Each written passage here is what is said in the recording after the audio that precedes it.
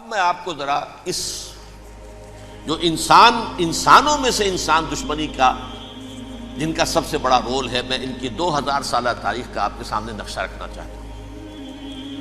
ان 1400 سال کا تو میں نے صرف 4 آپ کو پوائنٹس بتائے۔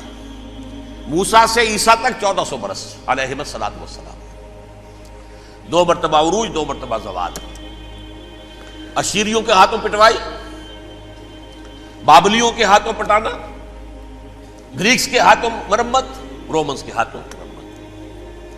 یہ جو 2000 سال ہے، کیونکہ اب تو ظاہر بات ہے 21ویں صدی شروع ہو گئی، 20 صدیاں حضرت مسیح کو پوری ہو گئی۔ پہلی بات نوٹ کیجئے، حضرت مسیح کی پیدائش ہے سن 1 قبل مسیح۔ یہ نقطہ آپ نے کبھی سنا ہے یا نہیں؟ جب ملینیم کا سلسلہ شروع ہوا تھا پچھلے سال، تو میں نے بیان کر دیا تھا کہ ایک عجیب حساب کے اندر انہوں نے غلطی کی ہوئی ہے۔ حضرت مسیح کی پیدائش ہوئی 25 دسمبر کو، سن انہوں نے شروع کر دیا، جو اس کے بعد جنوری آئی تو پہلا سال شروع ہو گیا۔ اگر جنوری سے پہلا سال شروع ہوا تو یہ 6 دن جو ہے تو اس کے پچھلے سال میں تھے، لہذا کہا جائے گا کہ Jesus Christ was born 1 year before Christ, BC۔ تو 1 قبل مسیح میں حضرت مسیح کی پیدائش ہوئی۔ یہ آخری اسرائیلی نبی اور رسول۔ یہودی علماء کی مخالفت، دشمنی، سولی پر چڑھوا دینا میں بیان کر چکا ہوں۔ سن 33 عیسوی میں، جبکہ حضرت مسیح کی عمر 33 برس تھی، اللہ تعالیٰ نے انہیں زندہ آسمان پر اٹھا لیا، لیکن یہودیوں نے اپنے خیال کے مطابق انہیں سولی پر چڑھوا دیا، ان کی موت واقع ہو گئی۔ اگرچہ اس کے بعد یہ اختلاف ہے ان میں، یہودی کہتے ہیں وہ سولی پر چڑھ گیا، ختم ہوا، مر گیا۔ عیسائی کہتے ہیں نہیں، انتقال ہوا ہے مسیح کا صلیب پر، لیکن پھر وہ دوبارہ زندہ ہو گئے ہیں۔ ان کی لاش ایک غار میں رکھ دی گئی تھی، وہاں ریزریکشن ہو گیا، ان کا باعث بعد الموت وہی ہو گیا، اور پھر انہیں اللہ نے زندہ آسمان پر اٹھا دیا۔ تو ہمارے اور عیسائیوں کے درمیان نوٹ کر لیجئے، یہ چیز مشترک ہے کہ حضرت مسیح آسمان پر زندہ اٹھائے گئے۔ فرق کیا ہے؟ وہ سمجھتے ہیں کہ سولی دیے گئے، سولی پر مرے، پھر زندہ ہوئے، پھر گئے۔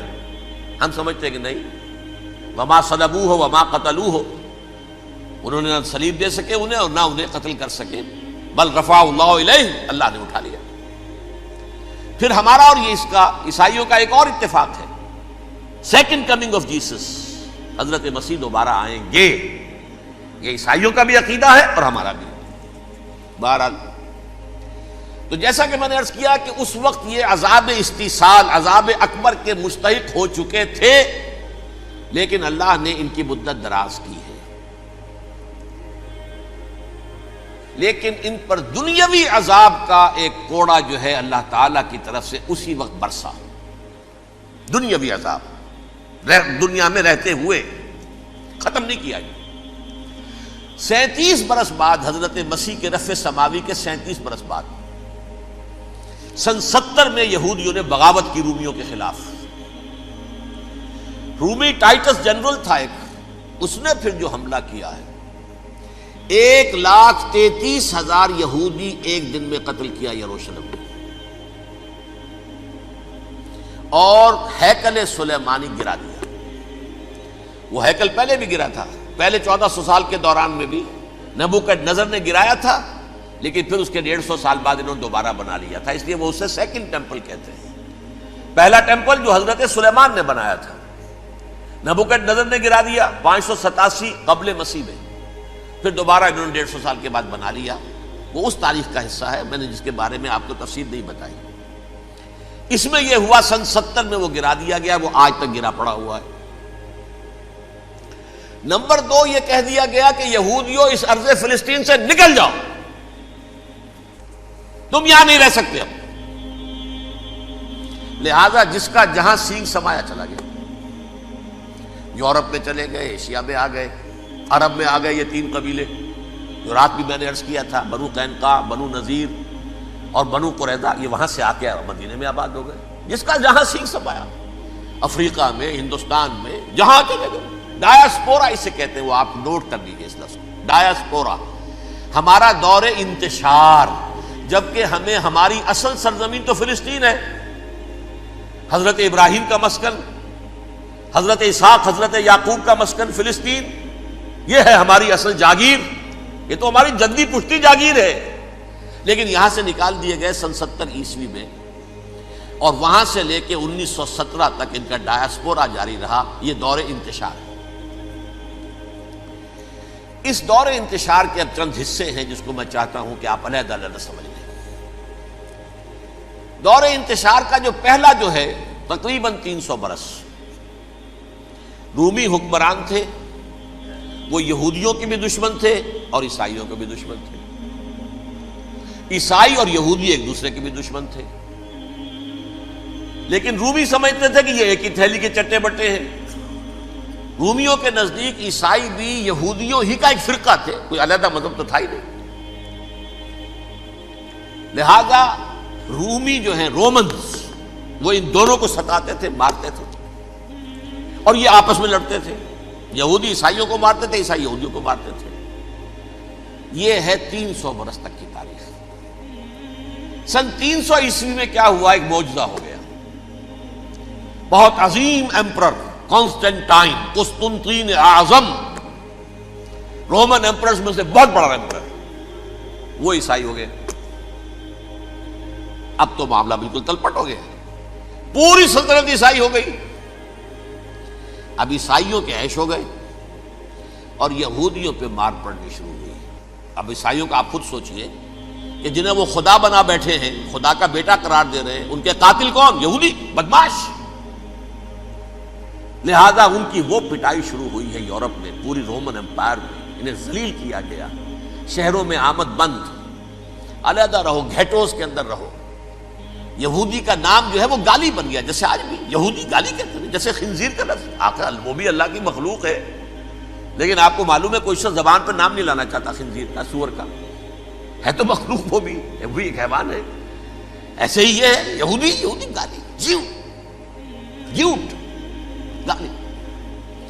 لہذا ایک طرف تو ان دونوں کے درمیان دشمنی، جس کو قرآن کہتا ہے وَأَغْرَيْنَا بَيْنَهُمُ الْعَدَاوَةَ وَالْبَغْضَاءَ، ہم نے ان کے مابین دشمنی جو ہے پیدا کر دی ہے۔ اور جب یہ پوری سلطنت عیسائی ہو گئی تو قافیہ تنگ ہو گیا یہودیوں کا۔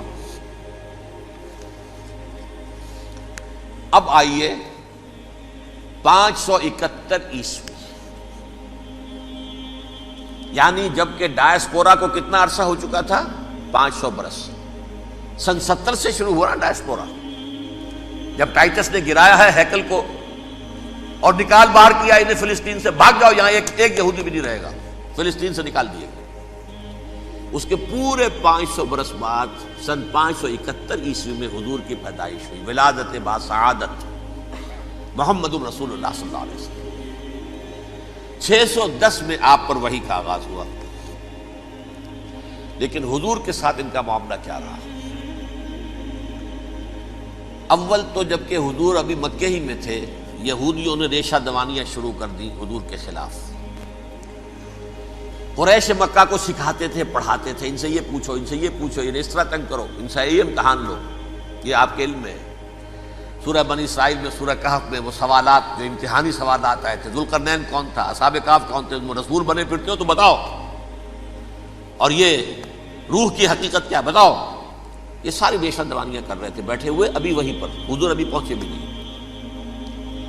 ہجرت فرما کر حضور تشریف لے آئے تو حضور نے، جسے ماسٹر سٹروک کہا جائے گا، یعنی اسٹیٹس مین شپ کا ماسٹر سٹروک، آپ نے مدینے میں آتے یہودیوں کے ساتھ پیکٹ کر دیا، جوائنٹ ڈیفنس پیکٹ آف مدینہ، کہ اگر مکے والے ہم پر حملہ کریں گے تو ہم مل جل کر ایک قوم کی حیثیت سے مقابلہ کریں گے۔ یہ میثاق مدینہ کہلاتا ہے، جس کے بہت غلط معنی پہنائے جا رہے ہیں آج کل۔ بہرحال میں موضوع میرا چونکہ یہ نہیں، میں ادھر نہیں جاؤں گا، لیکن ہوا کیا؟ ہر مرتبہ یہ خیانت کے مرتکب ہوئے، ان نے جو عہد کیے تھے ان سے پھرے، اندر ہی اندر سازش، ریشہ دوانی، حضور کی بدترین دشمنی۔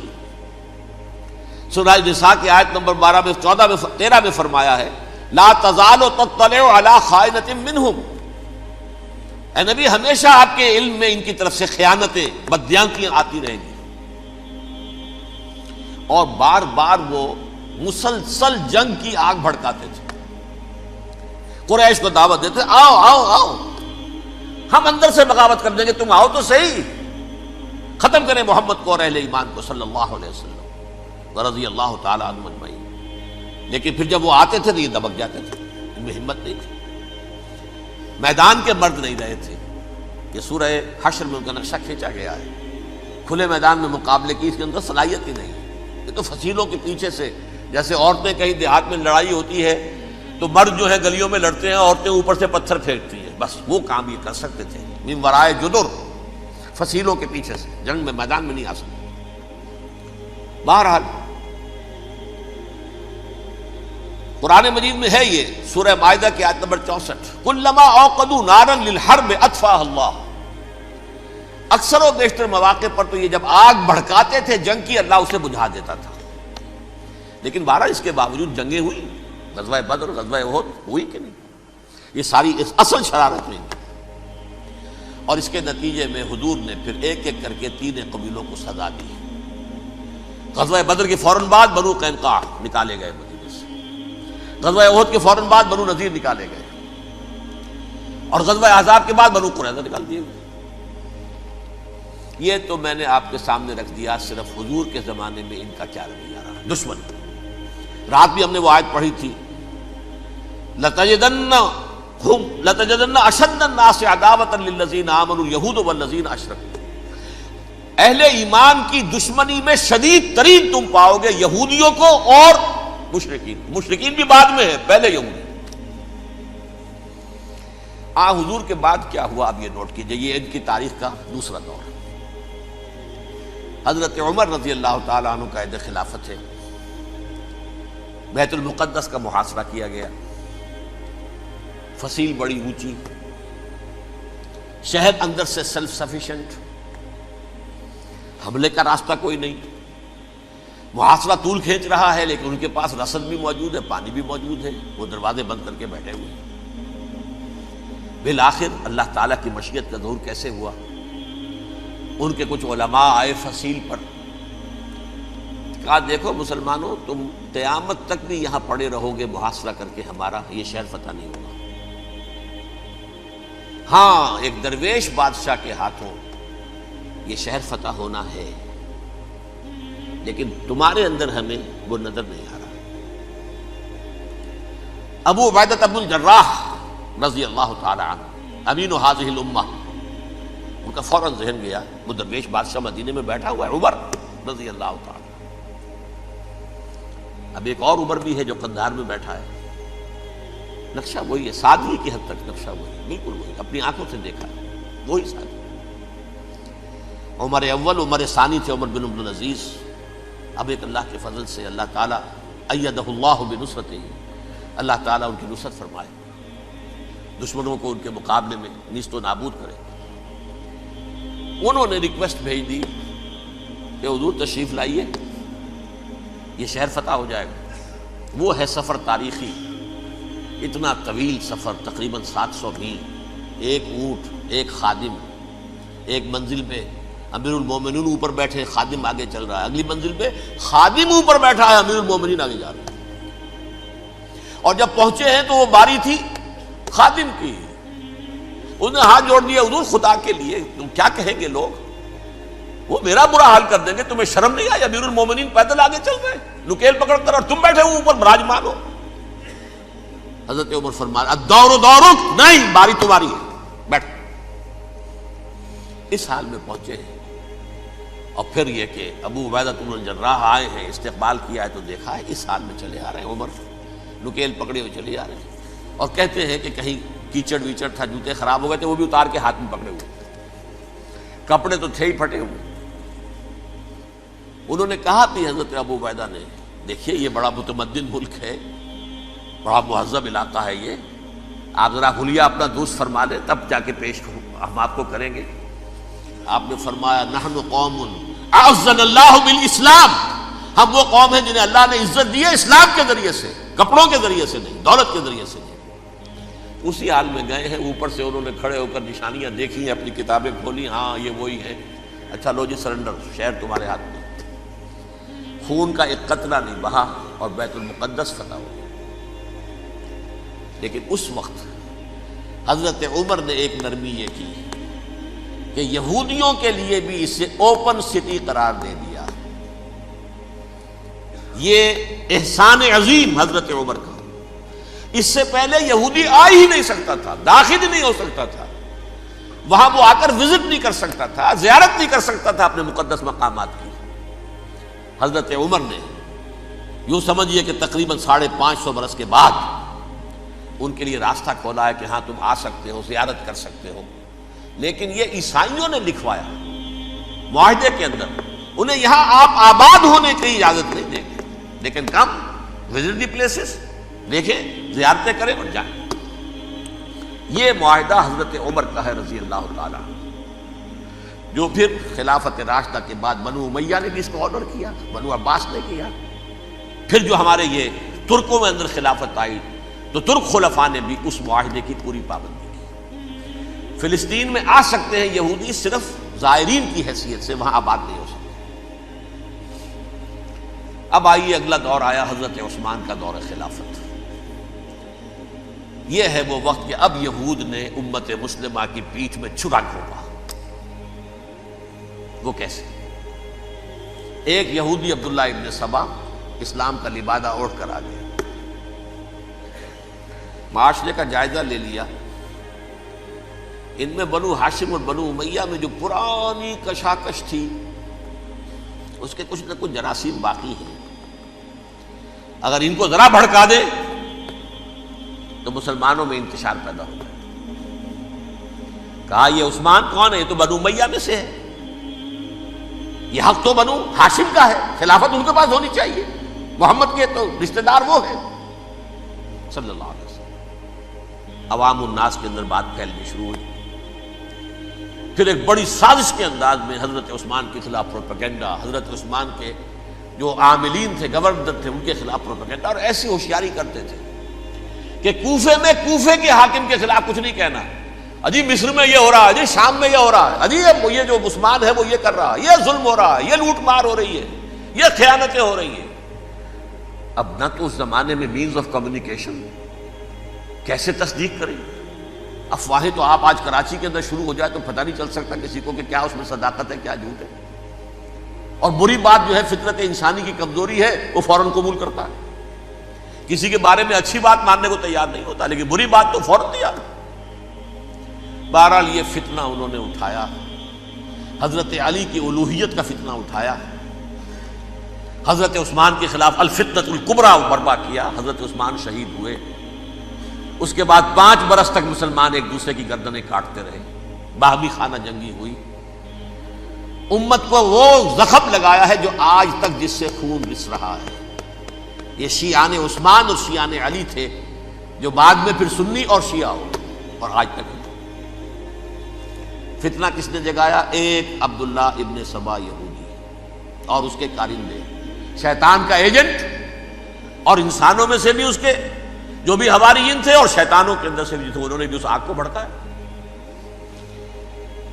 یہ آپ سوچ لیجئے کہ یہ کس نے وہ زخم لگایا؟ یہودی۔ اگلا دور آیا، خلافت راشدہ ختم ہوئی، بنو امیہ کا بھی دور کافی گزر گیا۔ طارق ابن زیاد 712 عیسوی میں حملہ کرتے ہیں اسپین پر۔ اسپین اس وقت عیسائیت کا بہت بڑا گڑھ، بڑے کٹر ترین عیسائی جو ہے وہ اسپین میں تھے، لہذا یہودیوں کی وہاں بہت پٹائی ہوتی تھی، یہ میں بتا چکا ہوں، دشمنی تھی، یہ تو چلی آ رہی تھی عیسائیوں کے ہاتھوں یہودیوں کی، وہ تو سن 300 عیسوی سے ایمپرر کانسٹنٹائن کے بعد سے شروع ہو گئی تھی۔ اس حوالے سے یہودیوں نے اس وقت چالاکی یہ برتی، کچھ راستے واسطے بتائے، کچھ مدد کی طارق ابن زیاد کی۔ طارق ابن زیاد نے انہیں اپنا محسن سمجھا، ہسپانیہ فتح ہو گیا تو یہودی چونکہ محسنین کی فہرست میں آ چکے تھے، انہیں بہت اقتدار نصیب ہوا، بڑی سپورٹ مسلمانوں نے دی۔ ان کے بڑے بڑے علماء جو ہیں اسی دور کے اندر پیدا ہوئے، بڑے بڑے تھنکرز ان کے اسی دور میں پیدا ہوئے۔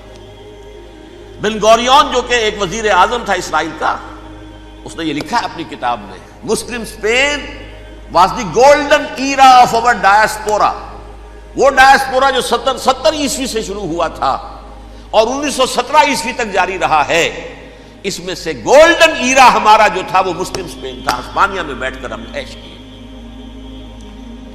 لیکن وہاں سے انہوں نے اور جو کچھ کیا، یہ تو داستان کے تو بہت سے گوشے ہیں، لیکن میں جس اسٹریٹ لائن میں چل رہا ہوں اس کے اعتبار سے ایک بات سمجھ لیجیے، وہاں بیٹھ کر انہوں نے اب عیسائیت کی پیٹھ میں چھرا گھونپا، پروٹیسٹنٹ مذہب پیدا کیا، تقسیم کر دیا، جیسے شیعہ سنی کی تقسیم، عبداللہ ابن سبا، رومن کیتھولک اور پروٹیسٹنٹ کی تقسیم، یہودی علماء۔ ہوتا کیا تھا، ہسپانیہ کی یونیورسٹیاں ہیں، کارڈووا میں ہے، ٹولیڈو میں ہے، گریناڈا میں ہے، غرناطہ، قرطبہ، تولیتلا، اور وہاں آتے تھے لوگ، فرانس سے چلے آ رہے ہیں نوجوان پڑھنے کے لیے، جرمنی سے چلے آ رہے ہیں، اٹلی سے چلے آ رہے ہیں، 3 ہی ملک قریب ترین پڑھتے ہیں سینٹرل جو یورپ کے ہیں۔ یہاں پر جو ہے وہ اسلام جو نور پھیلا رہا تھا اس سے بھی مستفیض ہوئے، جہالت کے جو ہے پردے ان کے وہ چھٹے، اس کے ساتھ ہی وہ یہودی وہاں ان کے اندر جو جراثیم داخل کر رہے تھے وہ اس عیسائیت کے خلاف بغاوت تھی، جو اس وقت دنیا میں عیسائیت اس وقت تھی، پوپ کا راج تھا دنیا میں اس وقت، یورپ میں جو عیسائیت تھی اس میں ایک طرف بادشاہ تھے، لیکن بادشاہوں کی حیثیت وہاں پر یوں سمجھ لیجئے کٹ پتلیوں کی تھی، اصل قوت پوپ کے ہاتھ میں تھی۔